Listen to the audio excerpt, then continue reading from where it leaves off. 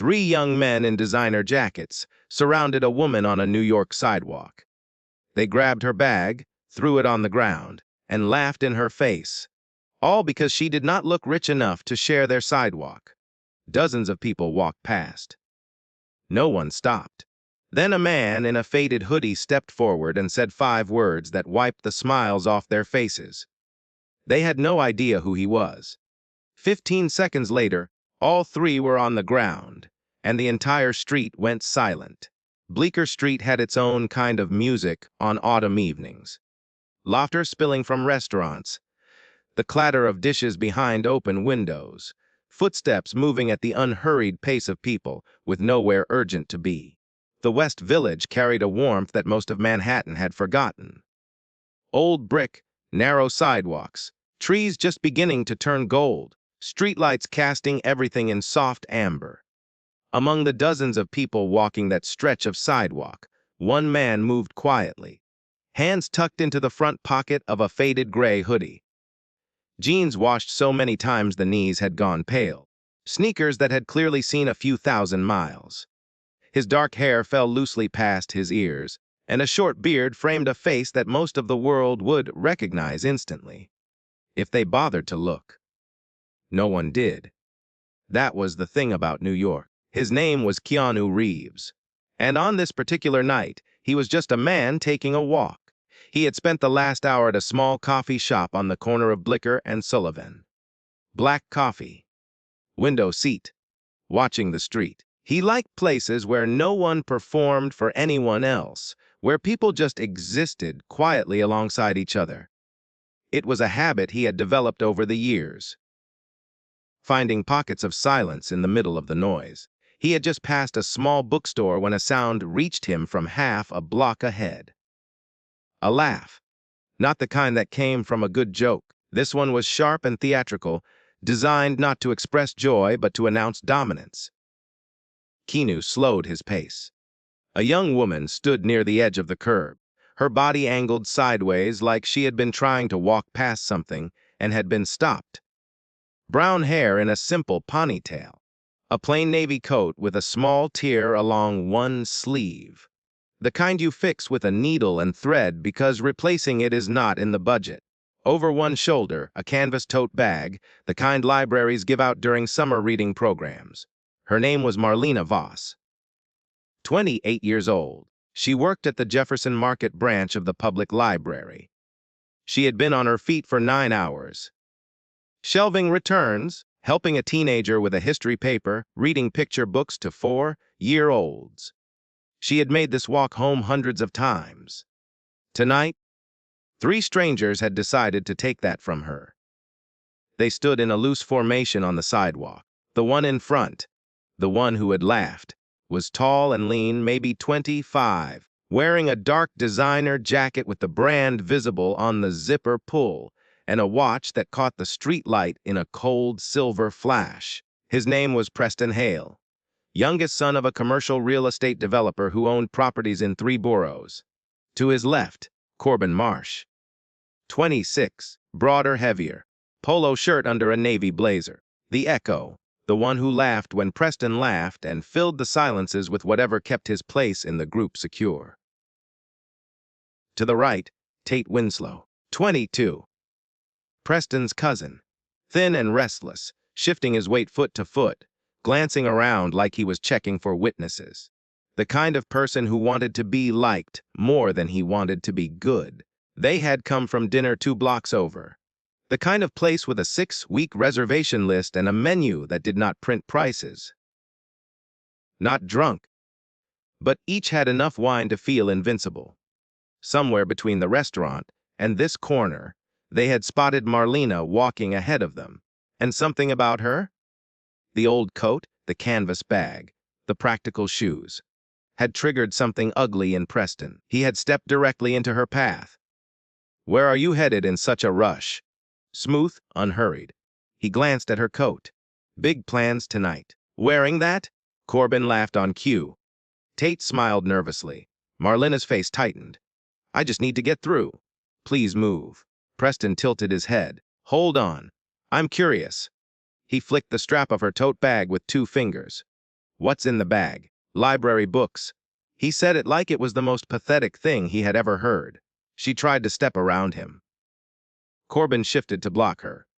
Tate moved too, tightening the formation until Marlena was standing in a pocket of space between the three of them and the curb. You know what I think? Preston's voice carried false friendliness over something uglier.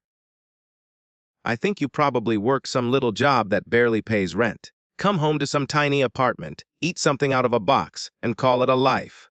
He paused. Am I close? Marlena said nothing. She had learned that engaging with men like this usually made things worse. Then Preston crossed a line. He grabbed the strap of her canvas bag and pulled it off her shoulder in one quick motion. Held it up, examining it with exaggerated interest. Canvas? Seriously? You know what this bag is worth? Maybe $5. He dropped it onto the sidewalk. A paperback novel, a granola bar, a set of keys, and a worn wallet spilled onto the concrete. Marlena crouched down to gather her things, hands shaking. Preston and Corbin stood over her, watching. See, that's where you belong, Preston said quietly, almost gently, which made it worse. Down there. Picking up your little things. Marlena stood back up slowly, clutching her bag against her chest, her face pale, eyes wet but refusing to cry. She looked around the street for help. A couple glanced over, then looked away. A man adjusted his earbuds and walked faster. A woman with a stroller crossed to the other side. They all saw. They all chose not to stop. 50 feet behind them, Keanu Reeves had stopped completely. He could see everything. The three young men, the woman clutching her bag, the items on the sidewalk, the steady stream of people flowing past. He had a choice. The same choice everyone else had already made. Keep walking, stay invisible, go home. But Keanu had spent a lifetime learning that silence was never neutral. It was a choice. And it always favored the person doing harm. He took his hands out of his pocket and started walking toward them. His footsteps were steady, not rushed, not hesitant. Something in the way he moved, the quiet certainty of it, made Preston's head turn. Keanu stopped about 6 feet away, positioned himself between Marlena and the three men, spoke quietly. That's enough. Let her go. For a beat, no one responded. Then Preston laughed, shorter, sharper than before. He looked Keanu up and down. The frayed hoodie, the old jeans, the worn sneakers. Look at this. He turned to his friends, gesturing like he was presenting an exhibit. Another one. Back to Keanu, dripping condescension. Let me guess, you can't afford a decent jacket either, so you figured you'd play the hero. Keanu did not react. Corbin stepped in. What? You two shop at the same thrift store. Maybe you can split a coupon. Preston moved closer. Listen, buddy. I don't know who you are, and I don't care. This is a private conversation. Keep walking before this becomes a problem for you. Keanu's eyes never left Preston's face. I'm not going to ask again. Something flickered across Preston's expression. Brief, almost invisible. Doubt. This man was not getting angry or scared or backing down. He was just standing there, perfectly still, as if the outcome had already been decided and he was waiting for everyone else to catch up. Preston pushed harder. Or what? There's 3 of us, old man. What exactly is your plan? I can see that. 4 words, delivered with the same energy someone might use to confirm the weather. It gave Preston nothing to push against, and that made him angrier. Behind Keanu, Marlena found her voice, small and strained. Please, it's okay. I can just go. Keanu did not turn around. It's not okay. 3 words that changed something in the air. Marlena felt tears rise in her throat, not from fear, but from the raw, overwhelming gratitude that comes when someone sees your pain and refuses to look away. Preston's face flushed darker. He was losing control. He changed tactics, dropped the smooth charm for something uglier. You think you matter. You don't. You're nobody. Some broke, middle-aged guy in a hoodie about to get hurt for someone who doesn't even know your name. Keanu stood still and let the silence do what it does best. Offer nothing to push against. Corbin moved to the left, trying to create a wider angle. We were just having a conversation with her. Nobody asked you to get involved. Keanu's eyes flicked to Corbin, then back to Preston. You weren't having a conversation. You were tearing someone down because you thought it made you bigger. It doesn't. The words hit Preston somewhere he was not prepared for. Not logic. He could argue against logic. This was the feeling of being stripped bare by someone who saw right through him. He did not understand it well enough to name it, so he did what he always did. Converted it into anger. You don't know who I am. You don't know who my family is. Keanu regarded him quietly. The way you treat people tells me everything I need to know about you. Money doesn't make you a man. The street seemed to contract. A crowd had formed. Maybe 15 people, phones out, recording. Tate tugged at Corbin's sleeve. Maybe we should just go. Preston shot him a look that could cut glass. We're not going anywhere. He shoved Keanu's shoulder. Hard. Keanu absorbed it without moving his feet. Rolled his shoulder slightly to dissipate the force. His eyes never left Preston's face. Preston's breathing got heavier. The shove had been a test. The result unsettled him. Pushing this man was like pushing a wall. The three of them formed a triangle around Keanu, tightening the space the way they had tightened it around Marlena minutes earlier. But this time, the person in the center did not look afraid. Keanu stood balanced, hands loose, breathing slow. He had spent years training for moments like this, not because he wanted them, but because he believed in being prepared. The martial arts work the world only saw in movie scenes had given him something more valuable than choreography. It had given him stillness under pressure. He spoke one last time. Quiet, clear, last chance. Walk away. Preston's face twisted. Everything, pride, anger, humiliation, pressed into a single hot knot. His right hand clenched. His weight shifted forward. His fist came fast. It was not a skilled punch. Wide, looping, telegraphed by the tension in his shoulder. Keanu shifted left. Preston's fist cut through empty air. Keanu's right hand caught the extended wrist, controlling it. His left hand struck Preston's chest. A short, sharp palm push that drove the air from his lungs and sent him stumbling backward. Corbin charged from the left, arms spread wide. Keanu pivoted, guided Preston directly into Corbin's path. They collided, Preston's shoulder catching Corbin's face. Both went down in a tangle of limbs. Tate froze. 2 seconds ago, his friends had been standing. Now they were on the concrete. The man in the hoodie had not even changed his breathing. Tate had a choice. Common sense screamed at him to stop. Group loyalty screamed louder. He rushed forward, swinging wildly. Keanu stepped inside the swing, wrapped his arm around Tate's extended arm, redirected the momentum, swept the foot. Tate went down hard, back flat on the pavement. The entire thing, first punch to all three on the ground, had taken less than 15 seconds. The street went silent. Not quiet. Silent.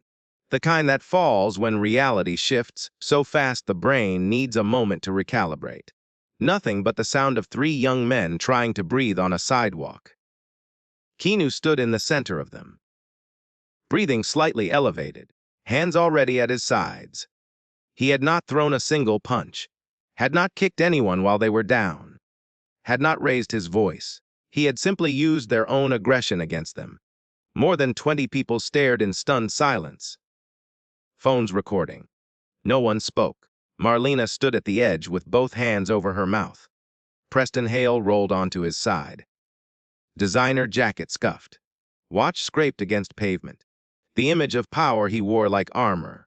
Gone in less time than it took to order a drink at the restaurant he had just come from. Corbin sat up, hand on his nose, checking for blood. There was some. Tate stayed on his back, staring at the sky. Keanu looked down at them. Calm, not smug, not satisfied. Get up. Leave. Don't come back. Corbin's voice came out muffled. We didn't mean anything. We were just messing around. You were humiliating someone because you thought you could. That's not messing around. Tate sat up. We're going. We're going. Keanu watched them gather themselves. Then, One more thing.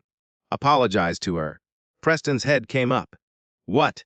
You don't owe me anything, but you owe her. Corbin turned to Marlena first. Voice thick, unsteady. I'm sorry, we had no right. Tate followed quickly. I'm sorry. That was wrong. Preston was last. He stood with his fists unclenched, arms hanging, and for the first time all evening, he actually looked at Marlena, saw the tear tracks, the trembling hands. The canvas bag clutched like a shield. Something cracked through the surface. Not deep enough to change who he was overnight, but enough. I'm sorry. His voice came out stripped of everything. The performance, the pretension. What I said, what I did with your bag. It was disgusting. I'm ashamed of myself. Marlena held his gaze. She did not say it was okay. It was not okay, but something passed between them. An acknowledgement that the words had cost him something real. Keanu nodded once. Now go. They went. Preston first, shoulders pulled inward, head down. Corbin behind him, touching his nose. Tate last, glancing back once with an expression that might have been the beginning of understanding. They rounded the corner and were gone. The silence held. Then whispers started rippling through the crowd. Someone scrubbed back through their video. Hold on. Oh my God! That's Keanu Reeves. No way! Look at his face. That's him. The murmur built, but Keanu had already turned away. He moved toward Marlena slowly, giving her space. You're safe now. They're gone. Her face crumpled.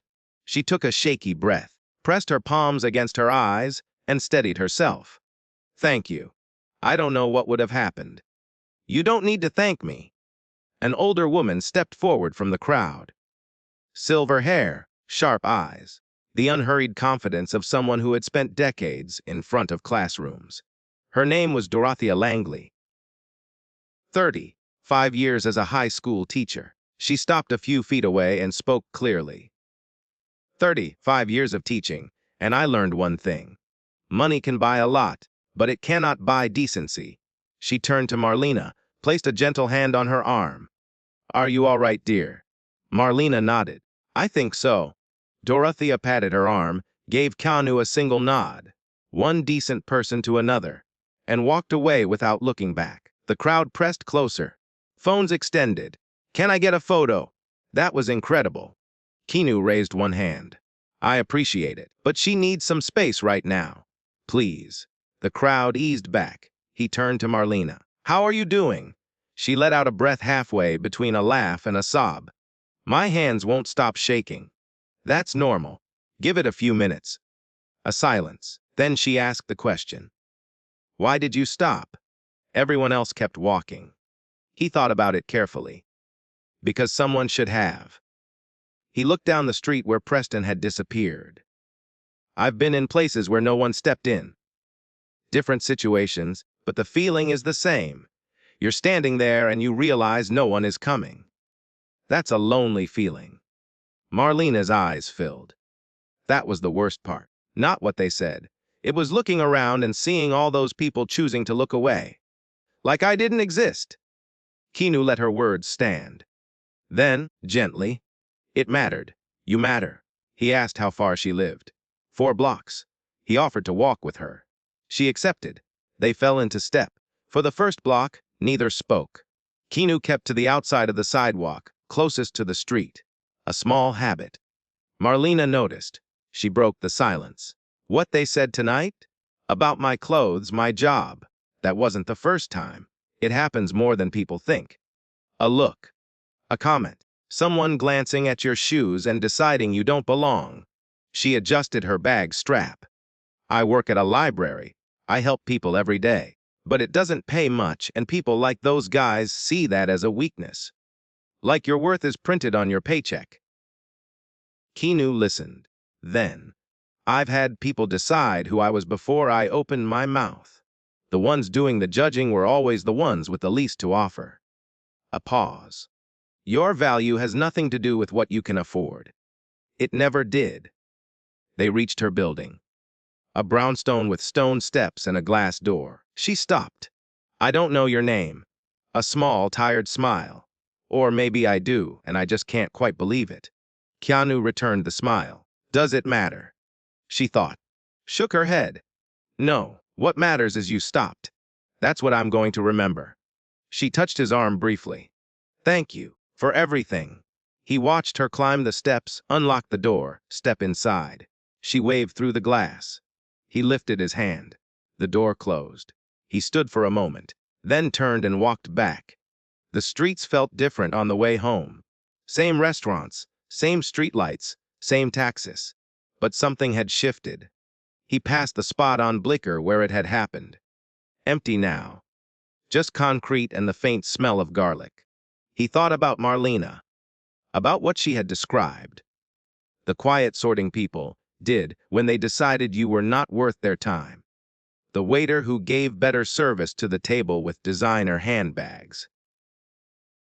The doorman who looked through the woman in the second-hand coat. A quiet cruelty that did not leave bruises but wore people down, layer by layer, until they started to believe it. He had been on both sides. Broke and unknown, sleeping on floors. Wealthy and famous, offered every luxury. The distance was measured in dollars, but the man inside had never changed. His apartment was on the third floor of a building that looked like every other one on the block. No doorman. No marble lobby. A plain entrance, stairs, a door with a lock that stuck in humid weather. Inside, a couch with a worn blanket, a bookshelf overflowing with paperbacks, a guitar in the corner. Clean kitchen. Single coffee mug upside down by the sink. A life lived quietly by someone who had figured out what mattered and let go of everything else. He sat on the couch, picked up his book, read a few lines, put it down. His mind was still on Bleecker Street, not the fight that had been mechanical. What stayed with him was the sound of Marlena's voice describing what it felt like to be judged. The look on Preston's face before the apology, when something cracked. The crowd that watched but did not move. He thought about Preston, not with anger. The young man had done something cruel and faced consequences. Whether it would change him was Preston's question to answer. Keanu hoped so. He did not expect it, but he hoped. He closed his eyes. Let the building's nighttime sounds wash over him. The creak of old wood, the hum of the refrigerator, music from upstairs. Somewhere between one breath and the next, the tension released. In the days that followed, the videos surfaced, shaky footage from multiple angles. Within hours, shared thousands of times. By morning, picked up by news outlets nationwide. Keanu was recognized immediately. Then, within 48 hours, so was Preston Hale, face clearly visible, designer clothing unmistakable. His family's real estate empire named. The connection between a young man mocking a woman for being poor and the fortune that funded his lifestyle, laid bare for the world to see. The Hale family released a statement. Deep regret, community service. Preston's social media went dark. He enrolled in a volunteer program at a community center in the Bronx, a neighborhood he had probably never visited. Whether the change was real was a question only time could answer. But consequence had been attached to behavior. The digital age had eliminated the anonymity people like Preston once relied on. Keanu never commented. When a reporter asked him about it a week later, he said, "I hope everyone involved is doing okay," and walked away. Marlena returned to the library that Monday. Her colleagues noticed small changes.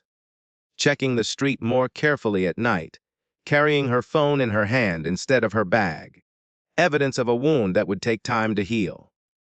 But she carried something else, too. Something that pushed back against the fear every time it tried to settle in. The memory of a man in a worn hoodie who stopped when no one else would. Who stood between her and cruelty? Who walked her home and told her that her value had nothing to do with what she could afford? That memory would outlast the fear. Now, I want to share something with you. Not as a narrator, as a person who spent a long time sitting with this story. The fight is not what stays with me. That lasted 15 seconds. What stays with me is the crowd. All those people watching Marlena get torn apart, every one of them deciding it was not their problem. I understand that math. I have done it myself. We all have. walked past something wrong because stopping felt too hard. Keanu Reeves had every reason to keep walking. He is one of the most recognizable people alive. Stopping meant risking his safety, his privacy, everything. The smart move was to keep going. He did not do the smart thing. He did the right thing. And Preston, it would be easy to leave him as the villain. But he is not unique. He is a product of a world that confused wealth with virtue. That does not excuse him. Adults own their choices. But it makes you wonder how many Prestons are out there right now, measuring strangers against a scale that only counts dollars. And Marlena, a woman who helps children and seniors and families every day, who did nothing wrong, who was simply walking home. That is what should make us uncomfortable. Not because it is rare, because it is not. Most of the time, no one stops. The Marlenas of the world pick up their bags and keep walking. The rest of us keep telling ourselves it is not our problem. It is. It always was. Be the one who stops.